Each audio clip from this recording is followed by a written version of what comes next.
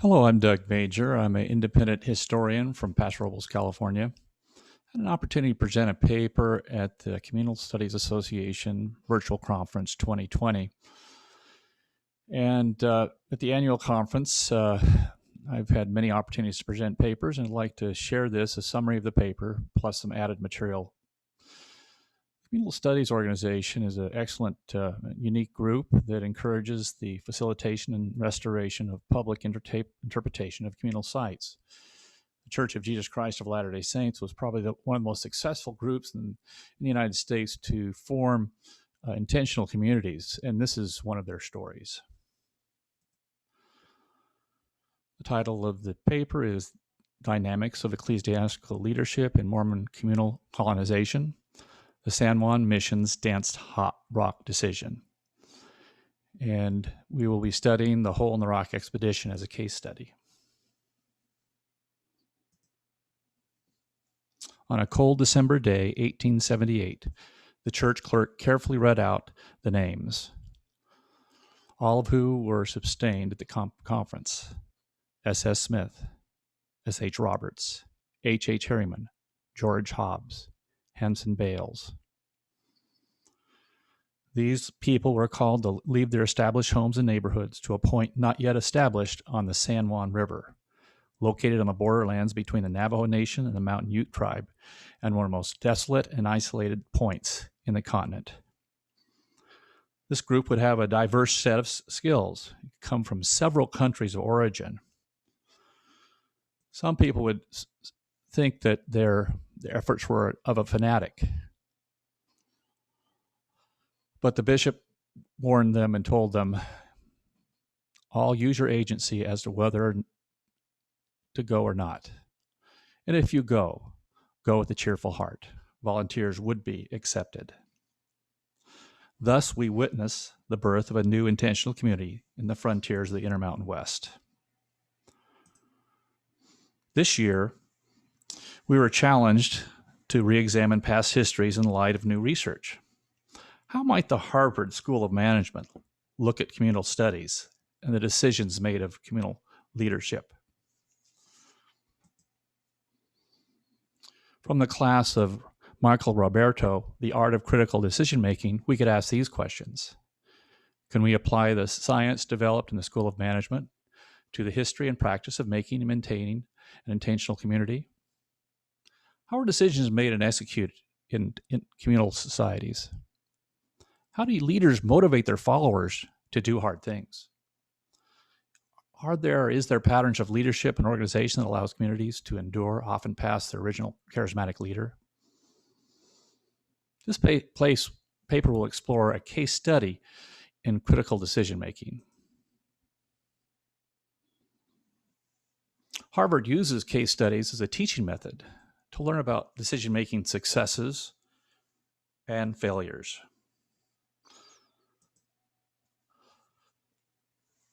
The San Juan mission as a decision-making case. Well, and why this case? Well, first of all, Utah would not look like this if they weren't successful. We'd lose the Four Corners. And because of this landmark, the settlers somehow built a two-directional road down this 2,000-foot drop through this notch down to the Colorado River. This is their permanent temple, chiseled in sandstone, and this was just the beginning. But let's begin with some historical context. Historian David E. Miller said, of all the expeditions, this expedition is an excellent case study to the highest type of pioneer endeavor that broke the wilderness and brought civilization to the West. Leonard Arrington, the economist and historian, emphasize the formulaic way of a three-step process for intentional community building. First, there was a preliminary exploration by a company appointed and equipped and supported by the LDS Church. Second, a colonizing company was appointed from the settlements to go to the location. Third, the new community was expected to follow the pattern of creating civil and church institutions modeled after previous settlements. Unlike the taming of the West, these communities were planned and worked out by church authorities rather than the spontaneous, independent movements of individuals. So let's introduce you to the leader of this particular undertaking, this case study, Silas Stanford Smith, Jr. Silas Smith was a missionary explorer who built over 35 homes for his family as he settled and resettled in this way of spreading the settlements throughout the Intermountain West. He established a fort in Panguitch during the Black Hawk War. He was a territorial judge, president of the Paragouna United Order of Enoch, a communal society, indicating his great community work and respect. He's a cousin to Joseph Smith Jr. So with an exploratory group, he goes from Paragouna up Red Canyon over to his friends in Panguitch. From there, he headed south, following a well-established trail, past some springs, across Lee's Ferry, the Colorado River, and then into Navajo country. As he went through Navajo country, he and his small group, including 2 families with 2 white women and their children, encountered a number of problems with the natives. They were mostly concerned about their taking forage and water in this land. They addressed a lot of these issues by digging wells for the natives. They worked their way up towards the San Juan River and established an outpost at a place called Fort Montezuma. After establishing and planting some crops, they headed north up through the Canyonlands and connected again with the old Spanish Trail, crossing the Green and Colorado rivers, connecting and following the old Spanish Trail back down to Panguitch and Paragouna. During this time, Smith wrote a number of letters to his friend in Panguitch, who had established a new settlement in Escalante. And they are of the opinion that they could build a shortcut, a direct route to the new settlement. Let's talk a little about the historical content of this expansion. The initial expanded plan was a huge state called the State of Deseret, partly outlined by the work of the Morin Battalion following the Spanish or the Mexican-American War, and included its own port and a large settlement in San Bernardino. The Deseret Territory Stone is still in the Washington Monument, which was sent there in 1850. The initial expansion came in the greater Wasatch Front in the Utah area now, as expansion north and south from Salt Lake City. Fortunately, the settlers in Salt Lake had chosen some area unwanted by the natives, flanked to the north by the Shoshone tribe and the south by the Ute tribe. The Salt Lake Valley was more of a buffered area. To the north, Brigham Young bought the Goodrich cabin in Ogden to secure that area. And in the southern area, he was actually invited by Chief Wakara to settle 2 settlements at the top of the Spanish Trail in the San Pete Valley, which would be called Manti, and in a southern wintering grounds for his tribe in the banks of the Little Salt Lake in a town now called Parowan. Because of the Utah War in the 1857s, Buchanan's blunder, the size of this territory was greatly reduced. As a historian said, killed none, wounded none, fooled everybody. After a period of expansion, there was also another period of contraction because of the Black Hawk War, as the natives began to have their ground encroached upon. More conflict occurred. Instead of fighting the Indians, Young suggested that the settlers go to larger settlements, thus reducing the possibility of conflict. As Wesley Powell said, 75 settlers were killed and over 100 head of cattle were taken.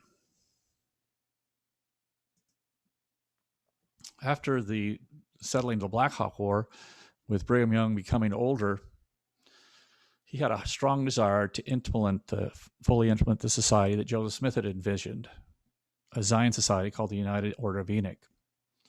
Particularly after the Panic of 1873 and the success of Brigham City under the direction of Lorenzo Snow, Young began one of those ambitious efforts to create Zion communities where there would be no rich or poor among the Latter-day Saints.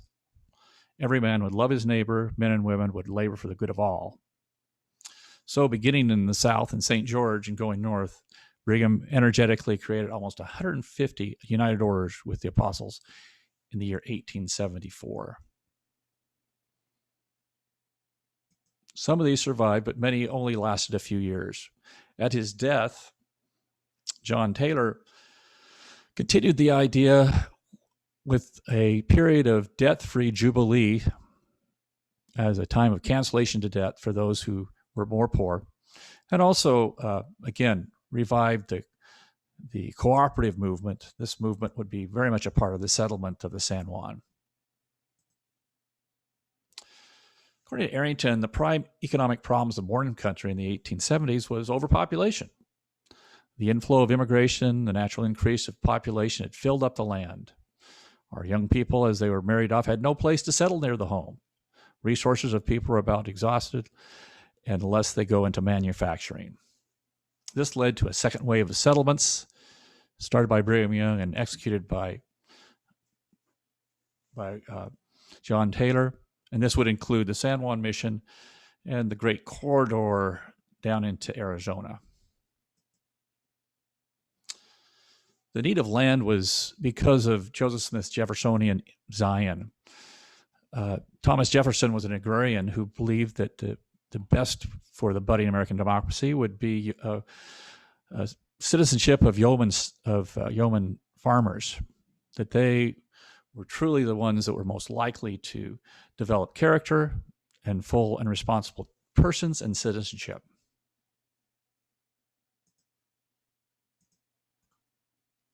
And farmers need land to survive.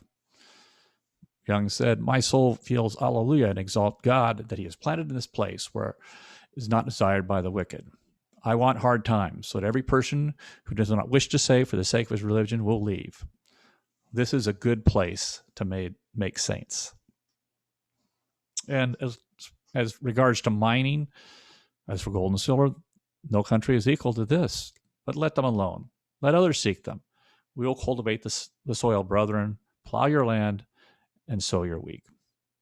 This allowed other Gentiles to come in the area and make great profit on mines, but the ideas to develop saints was preeminent in Young's mind.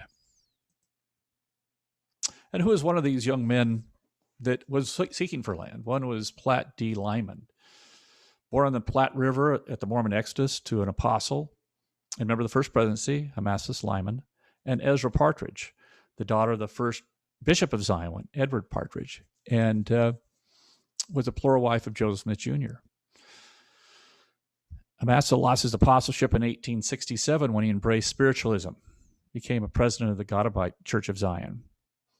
Sort of in response to that, Platt requested Salt Lake to be a part of the expedition. He wanted to prove his faith. He became a very practical leader, always concerned about the possibility of lack of food and forage.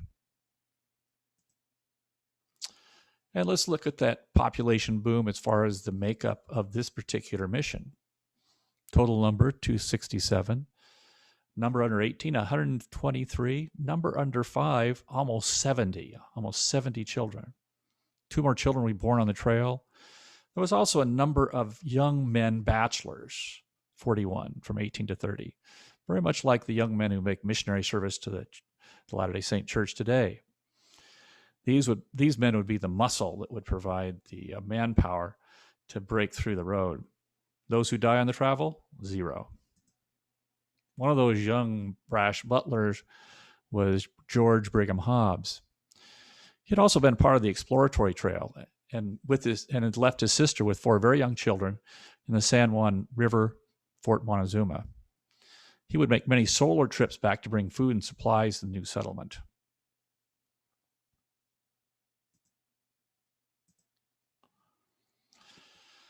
So in November 1879, just barely finishing the initial round trip of reconnaissance and exploration, Silas Smith catches up with the main body of San Juan settlers and assumed command in the bleak desert of the rock amphitheater at a rock amphitheater called Dance Hall Rock.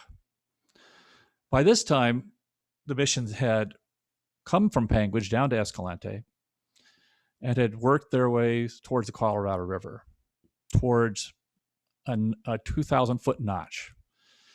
On both sides of the trail is the last explored in the United States Escalante River and the Cowpits Plateau, funneling the settlers closer and closer to only one spot down the river. One pioneer reported, "Before we left our homes, we were told that the country had been explored and that a road was feasible. Now we found someone had been mistaken." So let's go ahead and approach this expedition as a case study, the case study of the San Juan mission. The first principle in case studies is to understand there's a cognitive bias. These are decision-making traps that demonstrate our human limitations in thought process when we make choices. We should avoid self-deception. First of these is something called a confirmation bias. It tends to gather and rely on information that confirms our existing view and makes us overconfident in our judgment. I think those members of the Church of Jesus Christ of Latter-day Saints are systematically overconfident in many areas, partly because of their theology, believing that God is accessible, listens and answers prayers, and is available in times of trouble. And in a sense, he wants us to prove our faith by taking on difficult projects. Second is the sunk cost effect. This is a tendency to escalate commitment over a failing course of action once a great deal of time has been invested. Also, it applies directly to this group who have already sold houses, have said goodbye to friends and neighbors, and have traveled already halfway there, 200 miles, through difficult country. This might be exemplified by this man, Jens Nilsson. "It is the voice of the Lord for me to go, and I am going by the help of the Almighty. The Lord will have a tried people." Jens Nilsson is a unique person. He's called Kagogi, Crooked-foot in Navajo, born in the Lolland Island in Denmark, marries in 1850, embraces Mormonism in 1852. Instead of going directly to Zion, he works in Denmark for a number of years and helps his countrymen. Finally emigrating in 1856, becomes a part of the ill-fated Willie Handcart Company. On the way to Salt Lake, he loses his firstborn 3-year-old son. His feet are permanently scarred. That's why he's called Crooked Feet. Sort of an interesting, heroic effort. He becomes disabled, and his small 5-foot wife pulls him in the cart when he collapses. They are rescued and make it to settle in Parowan, Iron County. Later, he's, in 1864, called to be a bishop in the new Panguitch settlement up above in the mountains, part of the quilt run that they make to bring food up to the new settlement. They have to abandon the settlement for the Black Hawk War. It goes back to Cedar City. And when there's a call to go to the San Juan area, his firstborn is called and he volunteers to go. His daughter will be going with, and others going. He will become the bishop between 1880 and 1905 and will become, in a sense, the spiritual leader for the expedition. Second principle is deciding how to decide. Procedural legitimacy refers to the perception of the group, organization, process, and decisions will be made according to the general norms and belief. The organization of the Church of Jesus Christ of Latter-day Saints, a theodemocratic process was a standard. A consensus was made and the process was confirmed by a vote. All those in favor, please make it manifest. The theodemocratic policy propounded by Joseph Smith was a fusion of traditional Republican democratic principles under the United States Constitution, along with a theocratic rule component. Smith's ideal held that the church beliefs were immutable with the moral agency, and this required religious freedom, including for all religions and basic liberties for everyone.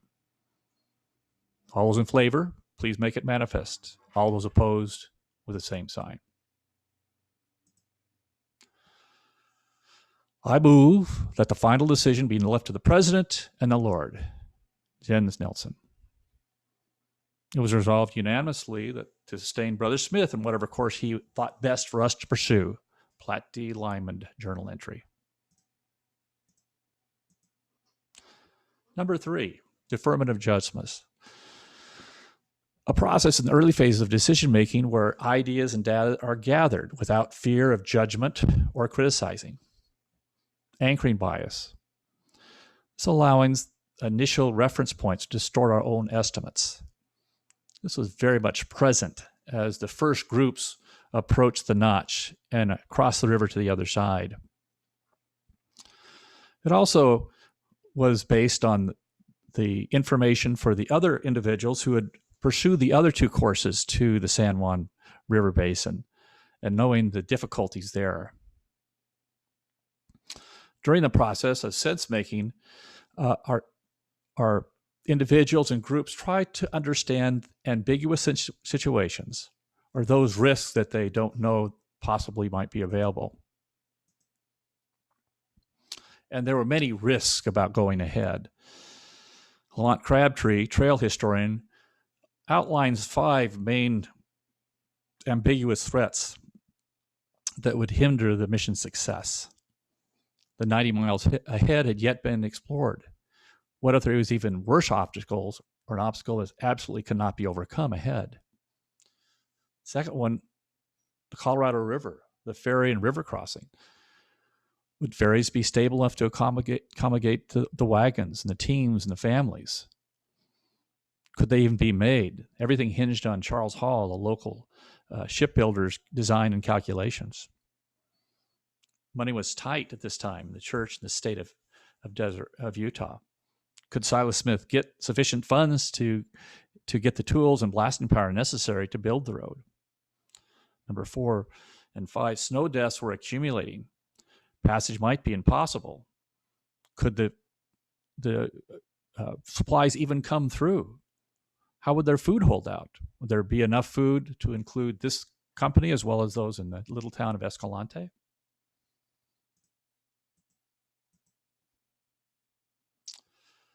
The 4th principle is avoiding groupthink. Powerful social pressures for conformity that arises within a group that causes people to self-censor views, particularly dissenting views. So if you have a good leader, he would foster constructive conflict, drawing out the points of everyone in the group by mental stimulation, ensuring that all people analyze the issue from multiple perspectives. And that also, during that process, there's a feeling of procedural justice, that the decision process was fair and equitable, and everyone was listened to equally.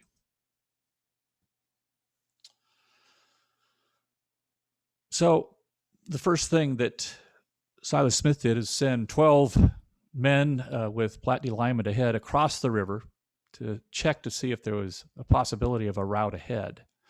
Very much like the 12 going ahead before the camp of Israel in the Bible. Platt Lyman made this idea. Drove back to the camp. Much of it was in the rain, wet to the skin. In the evening, an informal meeting was held in Brother Smith's tent when those who had been out reported the results of the explorations. Coombe and Jones. Several meetings were called by men at the head. and it was finally almost a unanimous decision to go and work and make the way through. In the process of coming up with advice to go ahead, there was two factions, a majority report and a minority report. The majority report, Kuman Jones says, after 1 week of tramping about, the boys returned and gave their reports about as many kind of reports as there were men. Some reported that it would be out of the question for the company to attempt to get through this route. Some that were reluctant was Samuel Rowley, 37. He had 7 children on the age of 13 out on the desert at the time. Also, the large Cornelius Decker group. This is a large family that had 2 infants and 2 pregnant women. Because this is just an example of what lay ahead. The country here is almost entirely solid rock, sandstone rock, high hills, cut all to pieces by deep gulches, altogether impassable. It is certainly the worst country I've ever saw. Most of us are satisfied that there's no use of this country undertaking to get through the San Juan this way. Platt Lyman's family had come down from Oakdale with his younger brothers and teenagers driving 6 wagons, almost 140 head of livestock, 190 head of livestock that needed to be fed every day. So the minority report, 2 of those were individuals that had gone ahead a little bit further, but were local individuals who had an advantage or bias to have the trail go through their town. The first was Bishop Andrew Scow, the Bishop of Escalante. Escalante was just founded 3 years earlier. They'd come down from Panguitch area because of the early frost to a lower elevation of this potato valley, they called it. While coming down to look, they found some of John Wesley Powell's surveyors who suggested that they name the town after the Spanish fathers, Escalante. He had been asked by Silas Smith as a friend to find this route. Second was Reuben Collette, a one-armed lawman who was counselor to the bishop, and his companion on his 2-man skiff to go across the Colorado to find the route earlier. How he made it down the rocks with nothing but quilts with one arm is remarkable. His commitment to the group, though, is forthcoming. His flour mill and molasses would help feed the mission. The last in the minority report was very reluctant to speak against the other brethren. This was George Hobbs from Parowan.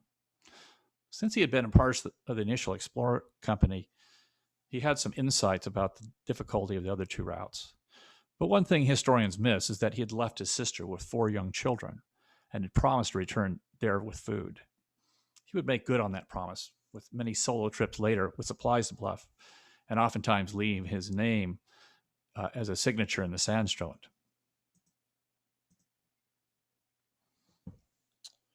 Principle 5, decision-making consensus is a combination of commitment and shared understanding. Individuals in the group are committed to cooperation in the decision's implementation. This is the most important part of the decision-making process, is how it's presented and how consensus is gained to build teamwork. And then framing this challenge as an opportunity with the framing or mental molds that used to simplify our understanding of complex world challenges. So how was that done? Brother Smith, first of all, said we ought to go ahead, and all present expressed themselves willing to spend the 2 or 3 months, if necessary, to work on the road to get through. This was actually a very accurate estimation, as it was almost impossible to go back the way we came because of the condition of the road and the scarcity of grass. Again, in our day, we forget the necessity of forage. It's almost like gas for our cars. Without gas, no horsepower. After talking to the leadership, Brother Smith called a meeting of the whole camp, who had been, again, spread out to, again, take advantage of the forage. and to express their feelings in order that Brother Colett and Scow could let the other people know and report on who was coming up the trail, what they were doing. At that time, it was unanimously resolved to go ahead and work on the road.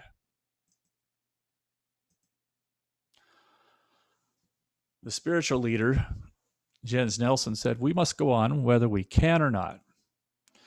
So Jens frames this expedition as almost a spiritual quest to prove faith in God's prophets and to fulfill their assignments. Brother Scow and Colett recorded that if the rest of the company had as much backbone as Elder Hobbs had, the company would undoubtedly get through. This framing undoubtedly was directed towards the young bachelors in the group who would consider this masculine Christianity as a way to show their faith and also to encourage them to participate fully in the rigors ahead. As Kuman Jones said, "Here lies the decision that would forever affect the outcome of the mission." And yes, they choose to go forward. So, how did they address those ambiguous threats? The first one, 90 miles, had yet been explored. So, Silas Smith suggested that he return and immediately get the needed funds to get the blasting powder and the tools necessary to build the road. And so the actual day-to-day running of the expedition fell on Platt D. Lyman. Platt's and Silas sent out 3 or 4 explorers, 2 of his friends, Lemuel Red, and the 3 Georges, his friend George Washington Seavey, George Merrill, and young George Hobbs. Lemuel Red is very interesting, came from North Carolina. He has a very close relationship with George Washington Seavey and transports his mother from the Mississippi River all the way to Panguitch on a continent ride. He's to die in Colonia Juarez, Mexico, and establish with his family the Red Ranch in Manassas, Colorado. George Washington Seavey is even more interesting. As a teenager, his friends left him in Salt Lake City for ill, the 49ers on the way to California Gold. He was nursed back to health among the Mormons, embraced the gospel with full vigor. He's actually part of the rescue party that helped rescue the Willie Martin Hancock Company. And so it might be interesting if he had a relationship with Jen Nilsson even back then. He was asked to become the United Order President of Panguitch. So again, these connections with Silas Smith. He has a daughter in the expedition, and he will become the road superintendent for the route from Bluff to Escalante.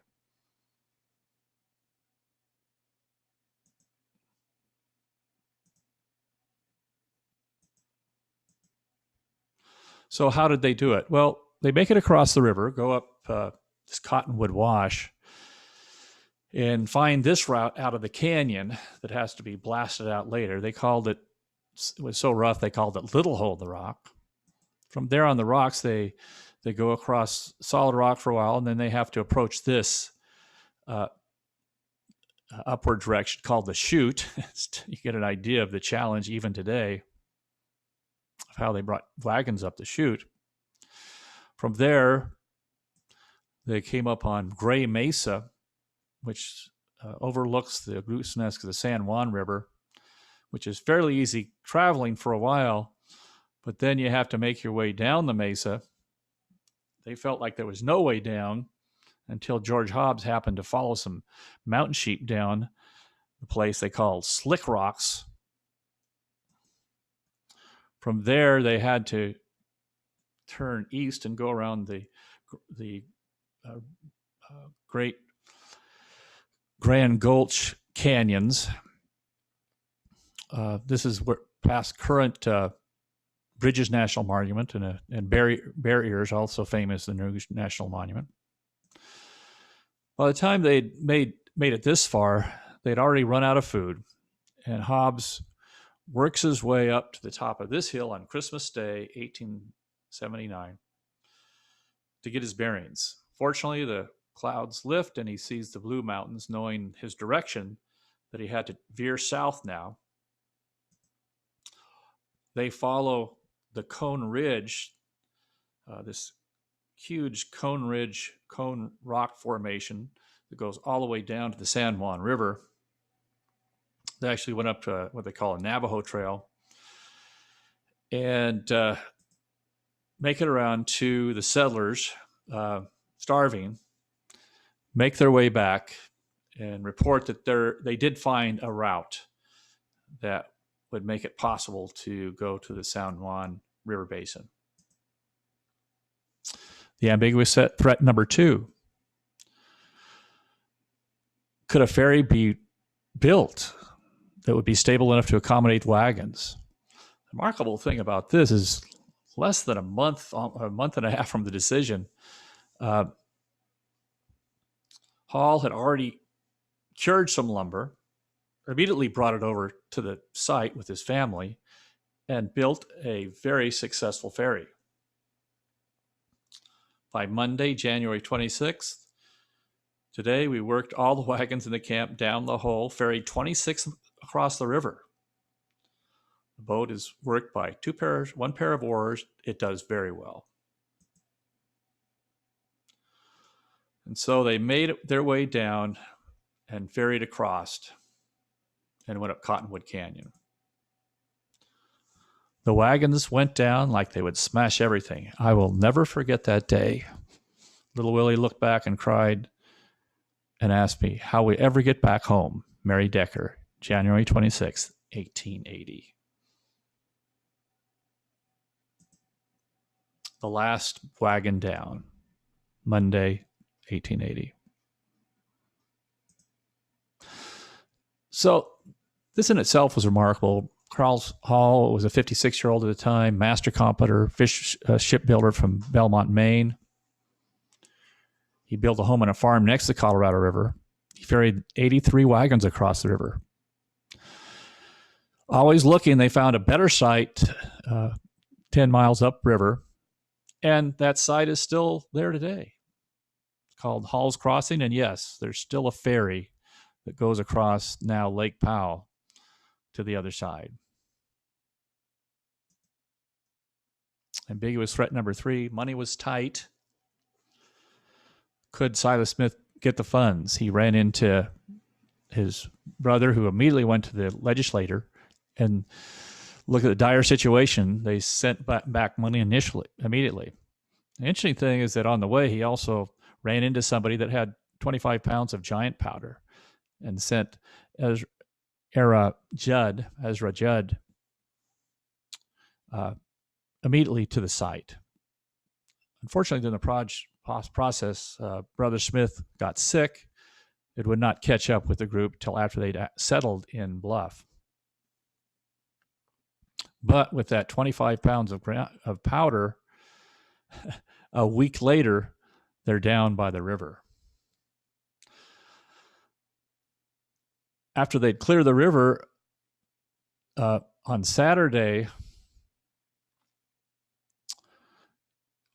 another group came with 1,000 pounds of blasting powder. And that had come from the train from Salt Lake down to Richfield and immediately sent up to the site. But you get an interesting idea how it was 25 pounds to get to the river, and they need another 1,000 pounds to go the rest of the direction to Bluff. And these comments. I don't think I ever seen a lot of men go to work with more of a will to do. We were all young men. The way we did make the dirt and rocks fly was a caution. The Cedar Boys were coal miners. The way they did make rocks fly was a caution. Cornelius Decker. The blasters and blowers from Wales.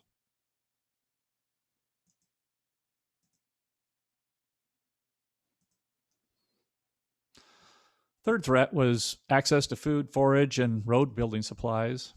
As I mentioned, yes, the route was still open, so passage at least into the valley with horse and probably mule was still available.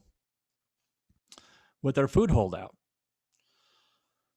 again, the mills of Colette and others from the community gave everything they had. And it talks also about we were camped 2 miles from a summit, which we call Cheese Camp. 2 men from Panguitch came to our camp a few days ago. They brought 200 pounds of pork and 40 pounds of cheese from the tithing office to be divided among the 70 men. So some of the comments in the process.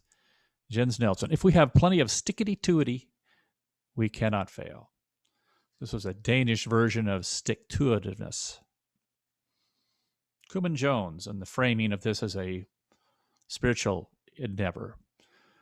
Considering how that large company, working and blasting their way through the country of that nature, and being there during 6 months of one of the most severe winters, it looks to me as though there was something more than human power and wisdom associated with us.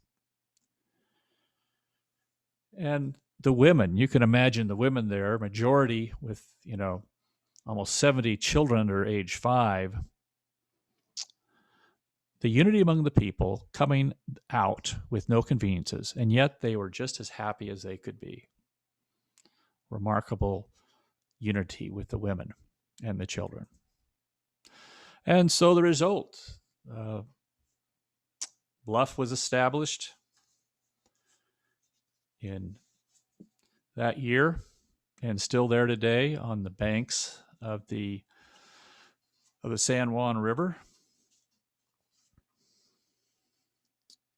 Many of the people that traveled there, even though none died in the trek, would live there and die there and are buried in the cemetery there. They arrived on the San Juan April 6th, 1880, taking longer than the hand cart and wagon trek on the Mormon Trail, but talking more about how they settled and made this a go would require a whole other case report. So in conclusions, Silas S. Smith followed the principles of management that caused legitimate decision-making. This allowed for a commitment of those involved to the task and cooperation in the decision's implementation. Platte Lyman executed on those decisions to go forward and address the many ambiguous threats and unknown challenges. As their leader, the prophet Joseph Smith, said, "I teach the people correct principles, and they govern themselves." So as sort of an aftermath, the posterity of those explorers and what they did, it serves an inspiration, and they feel that the fort is a sacred site. Commemoration centers have been built at each end of the trail, as well as the fort being rebuilt today totally by donations and sweat equity. Today, the church provides 12 missionary couples to tell the story at the rebuilt cooperative store that stands at the fort's edge. The legacy of cooperation and equality is part of and measured by the Gini coefficient. It's a measurement of income distribution. And Utah still is the state with the least inequality. Also one of the leaders in reducing chronic homelessness. The Pew Research reports that the greatest danger in the world is income inequality. Concerns about inequality trump all other dangers.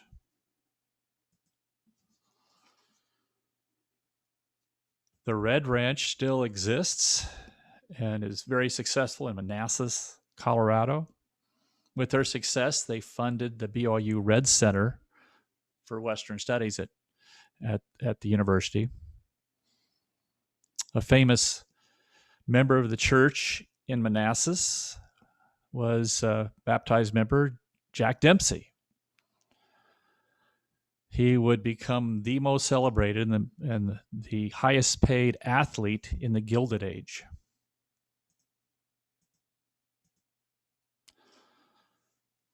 Lemuel Red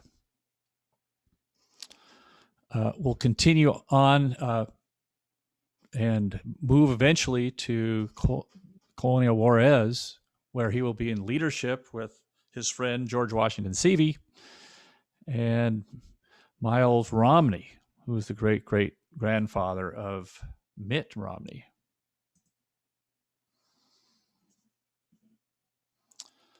Some look at the Mormons, the cultural impact on the American marketplace of ideas with energetic entertainers, toothy idealism, and even gullibility.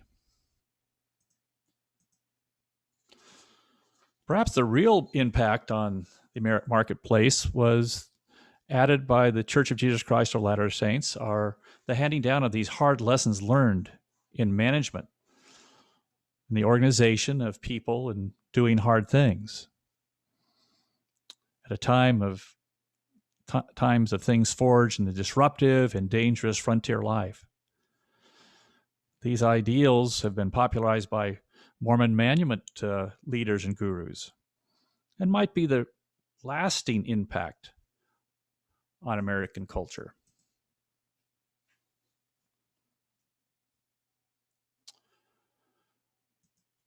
The making of cooperative communities and the development of humans into saints. As chiseled in the sandstone and on the foundation of the school in Bluff, we do hard things.